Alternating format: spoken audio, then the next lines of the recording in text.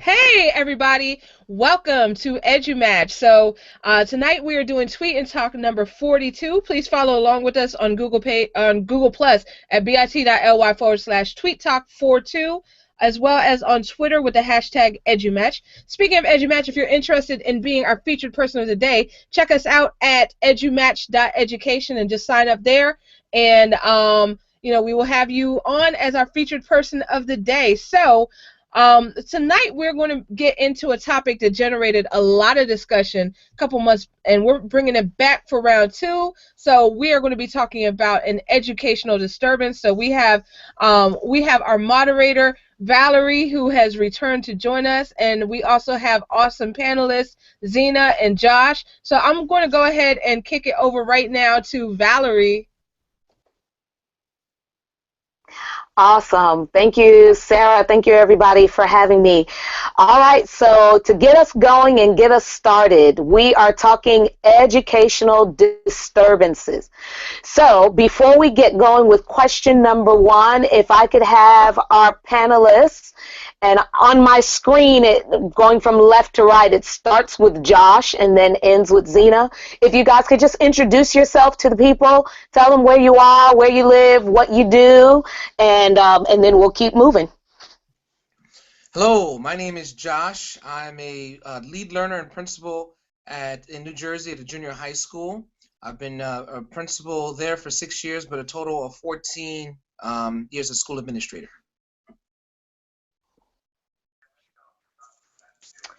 Hey, this is Zena. I'm here in Atlanta. I've been an educational technology specialist for 17 years, and then prior to that, 8 years in the classroom in middle school and in elementary. And I am Valerie Lewis, a Georgia educator, and I've been in education now. This will be going on to my 16th year, and I work with 10th and 11th grade language arts students in the resource setting. So, question number one, panelists, what are some educational disturbances that have impacted or are impacting education? And we could start off with Zena. I know before we went live on air, you were telling us about one that is going on actually currently in the Atlanta area. So if you can kind of bring everyone to speed on what that is. Well, definitely respecting the school itself. We're in a situation, we have a couple things going on. So one, we're in a school district where we have to decide, or they're voting and implementing the process of becoming a charter school system, which is different than a charter school. So we always want to make sure we define that for people. Where local schools supposedly have much more input in the governing of the school. So that's one thing. And then locally for me, in my neighborhood just down the street, we have a situation where a school is missing a large chunk of their funding, and they're having to decide what is going to be the future of that school. So that's about 270 students that are impacted by the disturbance that's happening down the street from me. Wow. That's whenever money comes up missing, that's always a disturbance. Josh, how about you? Well, I don't have any particular in my school district or pretty much area, but we know that the charter school movement is causing a disturbance. Money is being lost in many different districts, but even so, the imposition of a lot of federal and state initiatives that are far beyond what is expected of the schools already. So those are other educational disturbances. Absolutely. And I noticed that over the years, you guys, there's been a decline. I know here in Georgia, teachers were always each year given what was called Sunny Money, when that was our governor. So about $100, $150 that teachers could have at the beginning back to school time to go and spend, and then that money was also tax-free. But I found that in recent years, that money is not being given to teachers, and teachers are spending a lot of money out of pocket themselves, purchasing things that I tend to feel should be part of a school's budget. For example, dry erase markers, copy paper, paper clips, staplers, manila folders. I mean, how do you guys feel about that when, you know, we already know teachers make little to nothing, but then we're having to go in our pockets and we're having to pretty much stock the classroom or stock the office supplies. How do you guys feel about that? Is that a disturbance? I think it is. What I try to do is, prior to me arriving, I guess teachers used to get as $250 each person, and they would purchase certain things, but obviously 250 sometimes is not enough. So what I do is I personally purchase the I guess medial things like the papers, the pencils, the paper, staplers, so teachers don't have to purchase that. But for some reason, there's a so we don't actually just give a whole lot of paper away. They get now moved to an allotment, and some people still exceed the allotment. But I always give those teachers extra paper. But some feel that they don't want to interrupt the office with those so they go out and purchase. I'm like, no, no, no. I don't believe in teachers paying out of their pocket unless it's something that we obviously don't have. That's excellent. Yeah, so that's every year for the last 6 years. I've made sure that I definitely take care of that. See, I needed Josh to be my principal. Exactly. That's unheard of. That's unheard of that you're spending hundreds and hundreds of dollars. I know. I'm not used to that. My first year of teaching, quite honestly, because I went to do my taxes, but I spent $1,000 out of my own pocket my first year. I mean, I used to joke that the 24-hour grocery store was like my favorite teacher supply store, because you just would get things. And I think the thing is, you accept what is your environment, because when I work with teachers and an app is $3 or $4 and they don't want to buy it, I'm sort of like almost taking it as par for the course. You're going to not have enough money for the things you need. So you've got to make a decision. Do you come out of your pocket $100 every quarter semester to get what you need, or you go without? And I think that's an interesting thing, where it was definitely Walmart had those spiral notebooks, 10 cents a piece. It was, okay, let me go ahead and buy 75 of them, because it just took care of what I needed. And in small chunks, it doesn't seem like that much, but you know, once you sit down at the end of the year and add them up, it becomes, wow, that was a big chunk of change. Yeah, and that's money out of your household, you know, when you're having to take care of your own personal living expenses and bills, and here you are now pretty much, you know, setting money that needed to go towards your family towards the school. So that ultimately is a disturbance. And like you mentioned as well, Zena, you have to kind of teeter-totter between whether it's that important to get or leave it to the side. And when we choose to leave it to the side because the funds are not there, then the students themselves do not benefit, because now there's a lack in supplies that goes towards instruction. And so obviously that is disruptive. So I'm going to move us into question number 2. Yes, Sarah. Yeah, I just wanted to jump in on your point right there about how that actually really does lead to the bigger picture of equity, because in a lot of school districts, and you know, there is that funding there for students and they get these top-notch experiences. However, when you don't have anything and it goes to teachers' pockets, you know, just like how you said, then that creates these opportunity gaps for students, and that does them a huge disservice.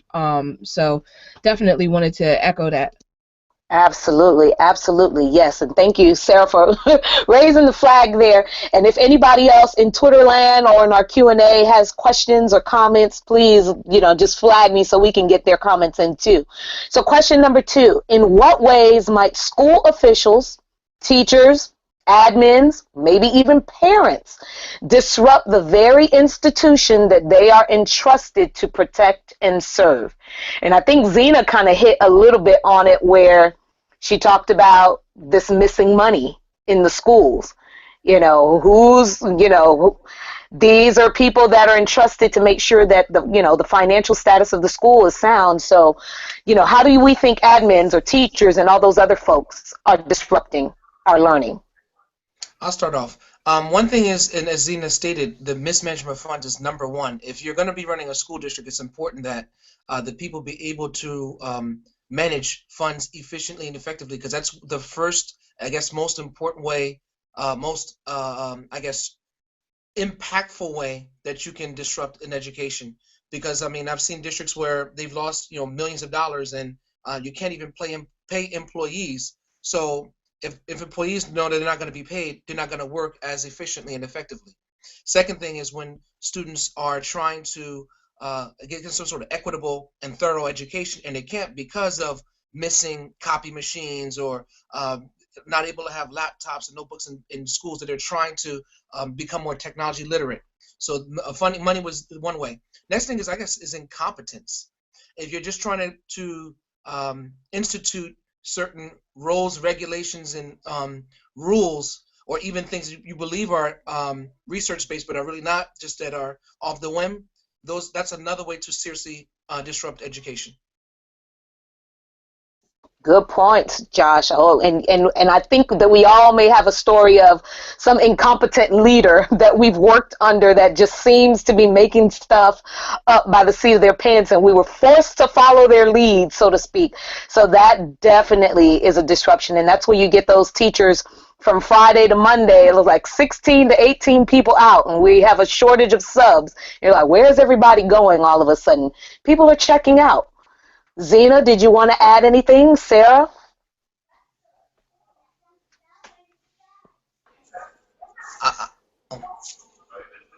No, I mean, I think that's it. I think some of it too is trying to make sure our school systems don't go with the flavor of the week when it comes to the training and teaching our children.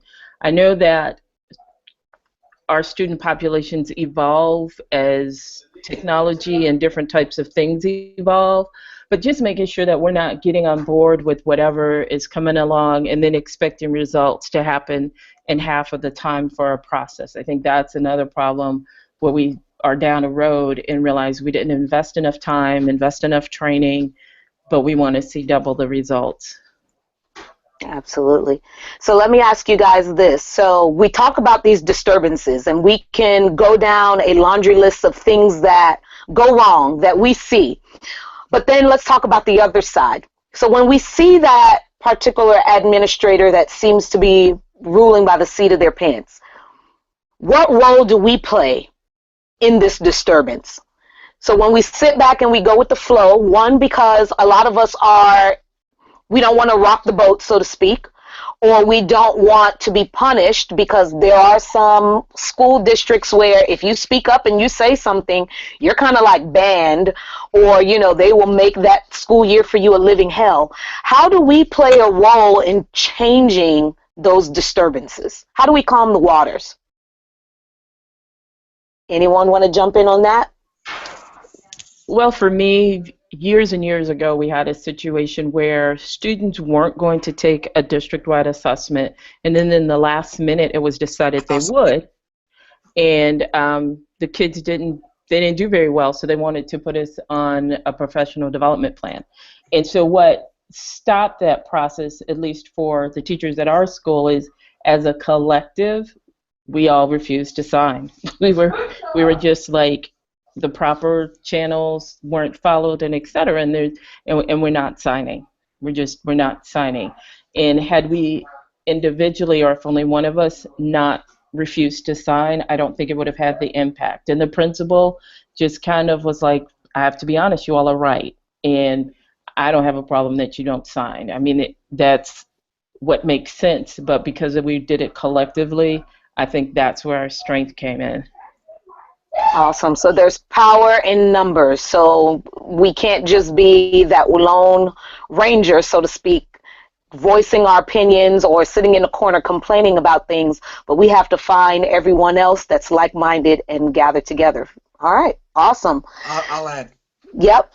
Also, bringing research to what is being, I guess, you're trying to contradict something, you bring the research to show how it is not always great results, because sometimes there's opposing facts, opposing research, opposing sides to everything that is presented, and what may be given to the public or people is one certain point of view. So when you actually bring all of the research to show how maybe, you gave me one, but then I have 7 or 8 other things to show you how it contradicts, and in these different environments, that's what I've been able to do, and how sometimes this has maybe only worked in suburban districts where it's all elitists, and then you're trying to implement this, said strategy initiative in an urban district where the students don't have as many things, the staff are not as equipped. So those are the reasons I bring to the plate when certain initiatives are being requested of us.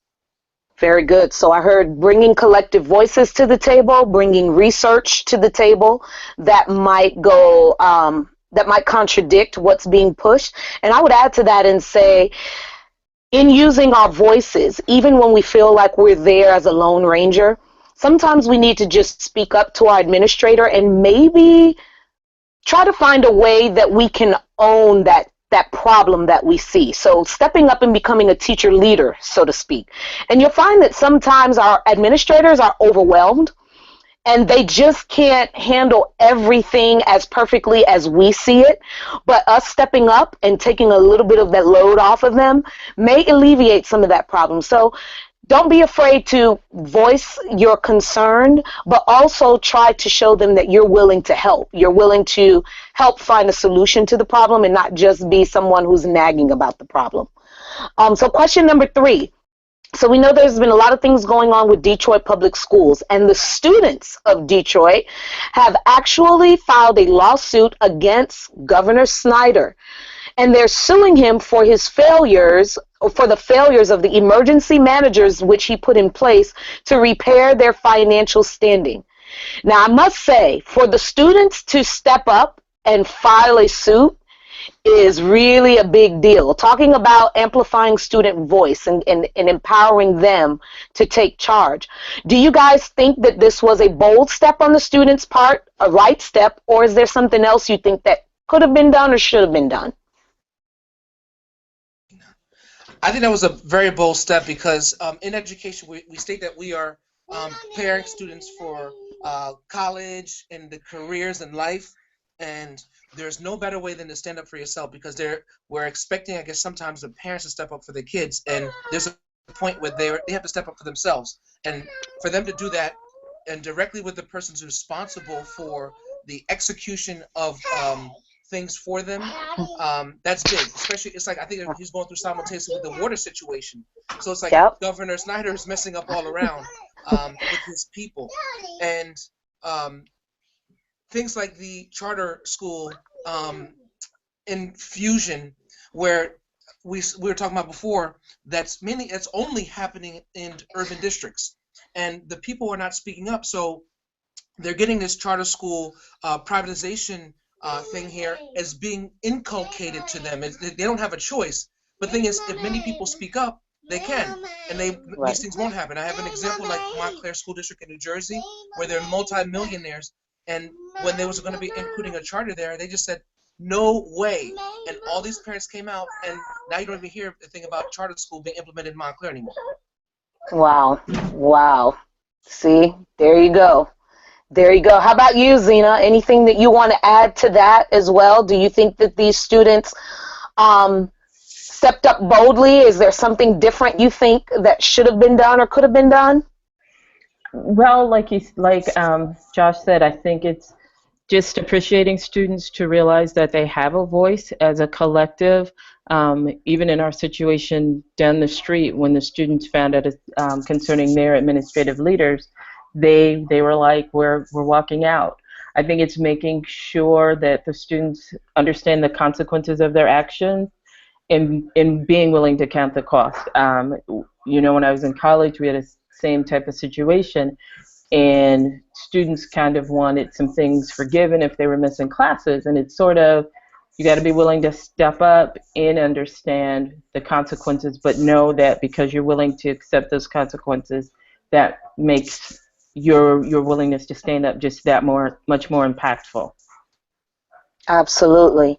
Absolutely. And this brings me to our final question. So in the grand scheme of things, and I'm going to play devil's advocate here a little bit, is there some type of conspiracy theory behind all of this? I'm noticing that these major disruptions always seem to happen, and I won't say always, but for the most part, they seem to happen in districts that are always majority or top heavy with they're in urban communities. Is there some big conspiracy behind this? you know, do you think that this is manufactured to happen this way? What are your thoughts behind this? All right, this is what we just started to touch on in November when we had this conversation, and I didn't get my opportunity, so let me talk.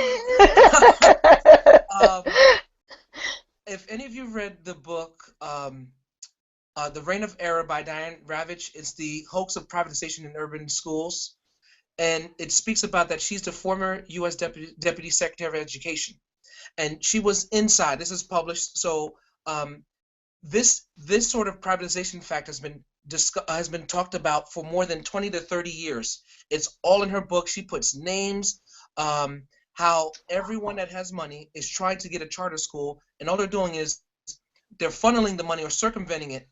And everyone in whoever family sort of organizations, they're all making money. So all this is a way of privatizing urban schools, because I guess there's a saying that there's a lot of money in poor black people. Wow. And that's basically following that same mantra. And again, there's secret organizations as far as like, they mentioned like Teach for America. You teach for 2 years and you're actually going out and making all this money. Then next thing you're becoming a superintendent within the third or fourth year for making $300,000 or more. There's all these other school chiefs for change. There's all these different organizations, and she names all these people who was in charge of it.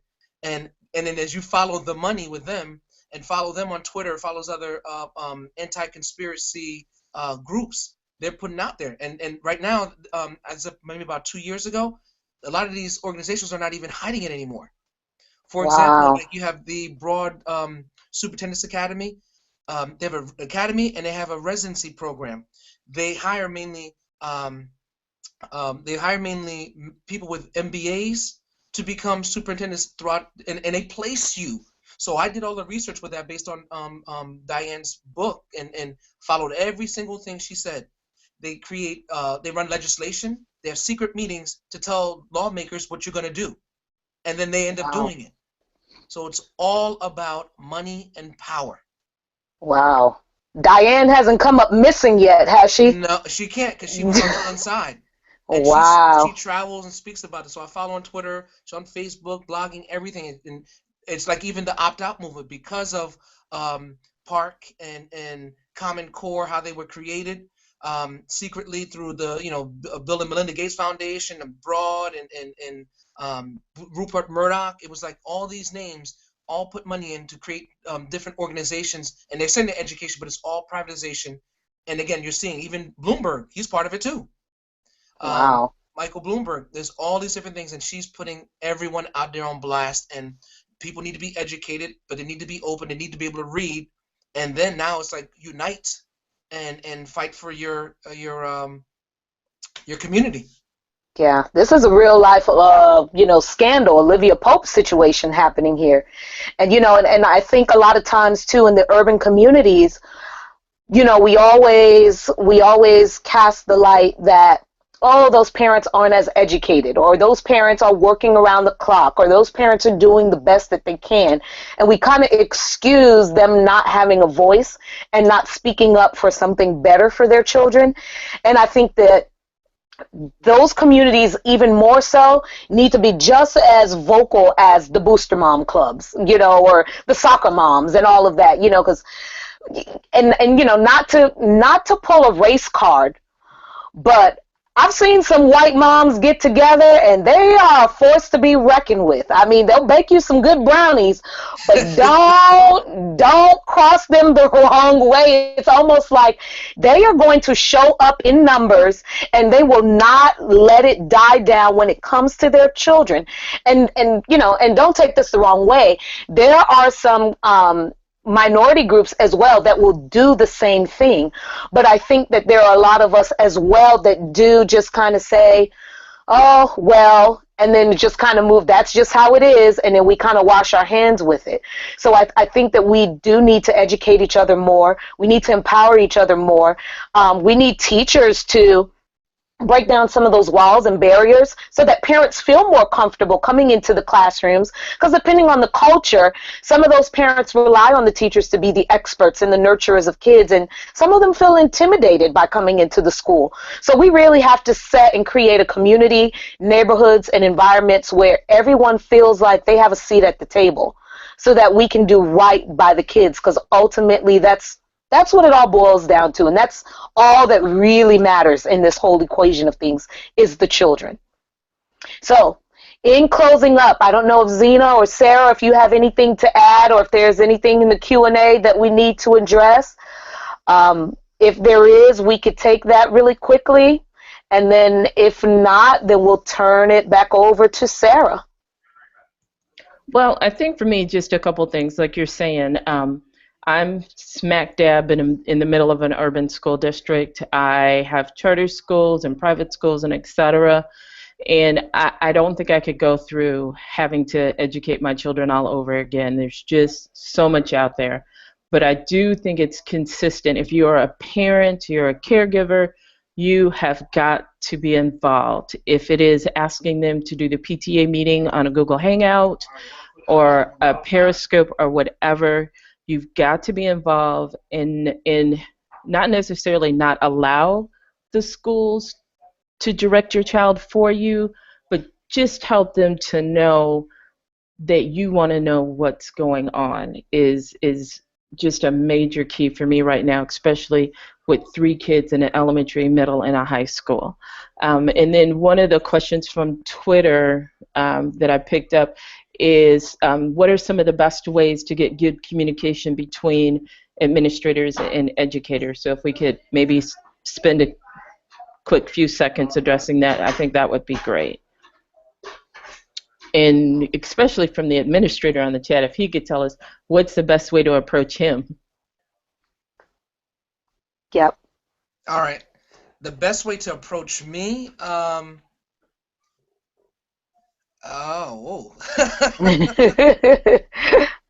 mean, there's so many different ways, because I do allow the parents to come in many different ways. Like I said, I'm on Twitter, I'm on Facebook. We do host things where things are, on Periscope. I'm very open, and even via email. So to me, parents are not limited in how they choose to approach me. But we do have certain programs that parents are not involved. Like we say that the things are there, and we're looking for them to come, and they're not coming out. And sometimes we're discussing very important things about them. So like we just hosted a parent camp on March 22nd. It was like a EduCamp style parent workshop where kids were presenting to the parents in the community. Not that many parents showed up, and that was sad, because we did it in that style so we can get parents coming out so they can be educated about things about their children, and that their children were presenting to the peers. Like some parents just sent their kids and didn't even come. Well, we did it in October, in September, we did the same style, but teachers were teaching parents. We had over 500 people come out, and it's just like we're just looking for parents to be educated, and like I'm choosing open house as a different way, like not just sitting down talking about grades. That can happen during a parent conference. Like let's start to really educate you on what children are learning, so as you have questions, the teachers are there to say, hey, and then start the conversations to better educate you through questioning and understanding better. Absolutely. And I find that teachers will communicate with administrators when they feel like there's an open door policy. I can come in and I can talk to you, but I can express what I need to freely with you and in confidentiality, where it's not going to be put on blast or there's going to be some type of punitive measure taken afterwards. And I think once teachers feel like they can trust you as an administrator, I think those relationships tend to get a little bit better, because I think genuinely every teacher wants to do what's right. I think when the lines start to get fuzzy is when they feel some type of betrayal or system of trust. Those walls start to, those mirrors get a little foggy. Then I think that's where now everyone's just kind of keeping their mouths shut, and they're just coming in, showing up, just doing the bare minimum and leaving. So that's a great question question. Thank you to that Twitter individual who put it out there for us. Can I add one more thing?